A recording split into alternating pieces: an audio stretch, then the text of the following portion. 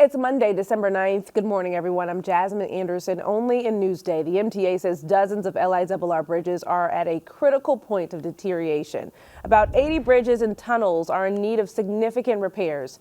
Documents show the agency does have plans to fix about 11 of those structures, costing the MTA about $600 million. Officials say the bridges are still safe and structurally sound. The search continues for the gunman in the United Healthcare CEO deadly shooting. The NYPD released these new photos of the suspect.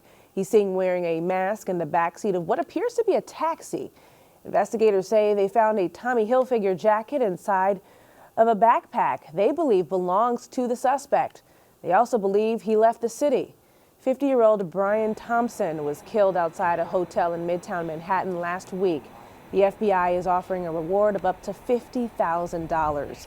Anyone with information is asked to call 1-800-577-8477. We are taking a look into the dozens of lawsuits in the Farmingdale High School bus crash. It's a story you'll see only in Newsday. Most of the lawsuits allege negligence and name the Regency Bus Company as a defendant. Many suits also name the school district, saying it was also negligent in caring for its students. Court documents say there will be a court conference for many of these cases next month. 2 educators were killed in last September's crash. 40 students were on board. The fight to save an elementary school on Long Island continues. Residents gathered at a church on Sunday night to discuss the possible closing of Northeast School. That school is used for pre-kindergarten and for children with special needs. The district is currently facing a multi-million-dollar budget deficit. That school sits in the heart of North Amityville. It's extremely important to our children and to our community that we have a school here for our children. There will be a school board meeting on Wednesday. Hundreds of people gathered in Plainview to honor Omer Nutra, the Israeli-American soldier from Long Island killed in the October 2023 attack on Israel. Although we have confirmed the death of Omer Nutra, we have not gotten the body back, so the fight is not over. We will continue to keep his memory alive. Supporters of Nutra and others still being held captive participated in a walk that began at the Country Point Plainview and ended at the Mid-Island JCC. It's part of a global effort called Run for Their Lives, which calls on Hamas to release hostages. Sources say Juan Soto is going to the Mets with a $765 million deal.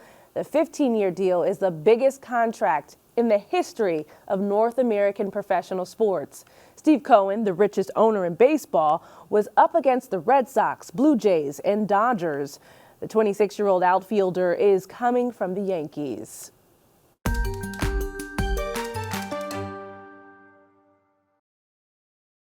Only in Newsday, new time of day electric rates are about to kick in.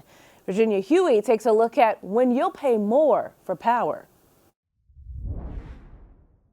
They've been saying to conserve forever, but you need electric to do your thing. It is what it is. Come January, LIPA will begin rolling out its time of day energy rates. The utility says it's supposed to encourage customers to shift power usage to off-peak times by discounting power during those periods, while hiking energy costs during peak times between 3 p.m. and 7 p.m. I think it's unfair because peak hours are different to different people. You know, if you work nights and, you have to do your stuff during the day, and vice versa. The rate change was made in order to reduce the use of electricity at the times when demand is highest. Former LIPA trustee Peter Gollin says the plan will save ratepayers money in the long run by reducing carbon emissions and saving LIPA the need to build additional electric grid infrastructure. The costs of construction, the capital costs, go into everybody's rate. So to the extent that you can limit new utility construction, that saves people money. Starting in January, the peak charge will be more than 21 cents a kilowatt hour from 3 p.m. to 7 p.m. on weekdays, June through September. That's about double the off-peak rate. The implication is if a lot of people really do follow through with this and shift all their energy use away from that 3 to 7 p.m. period, especially during the summer, the utility can save money and so can customers. Marge Phelan of Great River is willing to give it a try. But if there's an incentive to do it at another time where it saves energy for people and saves money, I don't have a problem with it. Now, if you find the time of day rate doesn't work for you, you can opt out by logging onto your account or calling PSEG. The utility says it will provide a bill credit for the difference. What could happen if most customers decide to opt out? First of all, they won't. Second of all, it will raise the price of electricity a little bit for everybody else. For Newsday TV, I'm Virginia Huey. Virginia, thank you. Read more about your electric rates on Newsday.com. Click Get More below the Newsday TV video box.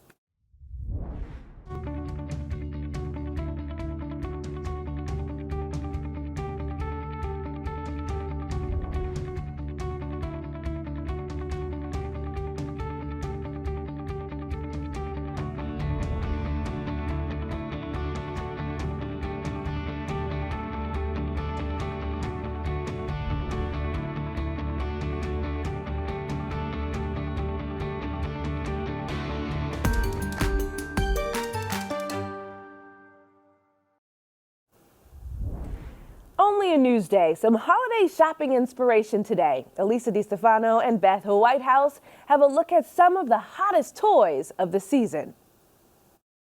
Welcome to my Santa's Holiday Workshop. There's so many great toys here. Where do are. we begin? Well, we have to start with this year's hottest toy, which is dictated by your baby to toddler. And it is Miss Rachel, and she sings and speaks. I hear that all the time in my house. The kids are mesmerized by Miss Rachel. Namaste. If you go to Goat Yoga, here we have the doll that does different poses. And then, of course, there's Elmo. Elmo's always a hit. This one is Chicken Dance Elmo. We had Tickle Me Elmo craze. Maybe we have Chicken Dance Elmo craze. And then we have... She's heavy. She is heavy, but that's because she does so many things. She walks by herself. In a magic wood.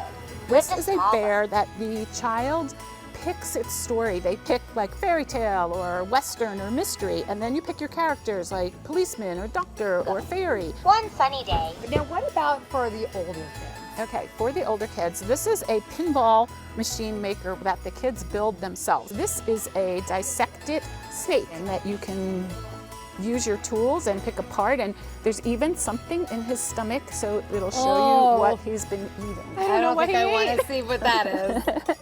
And of course, we cannot forget this. For this one, you'll need to help me out a little here. Elphaba I'm wearing the right color. Glinda. And we have lots of toys that are based on the Wicked movie. This is a Wicked Monopoly. You will see Wicked everything. Can't go wrong with Wicked. This year, Elf on the Shelf is out with a cookbook. I'm sure there are a lot of good Christmas cookie recipes in that cookbook. There's going to be a lot of sweets there. You're going to have a very sweet holiday. For more details on these gifts and so many more, visit our Ultimate Holiday Gift Guide at newsday.com/giftguide. You gotta get this one before it's gone. I think I have to take this one with me. So many options for you. See Newsday's Holiday Gift Guide on Newsday.com. Click Get More below the Newsday TV video box. Checking out your hyper-local forecast today, you might want to bring your umbrella to work. We have showers. We'll discuss that time in a moment. But first, let's take a look at your day planner. A mix of rain and clouds today. Highs in the 50s. Now for a look at your futurecast. Rain will move in this afternoon and clears up later this evening. And here's a look at your 7-day forecast. We may actually get a break from the rain tomorrow, fingers crossed, but it returns Wednesday with highs in the 60s. That's a look at your forecast.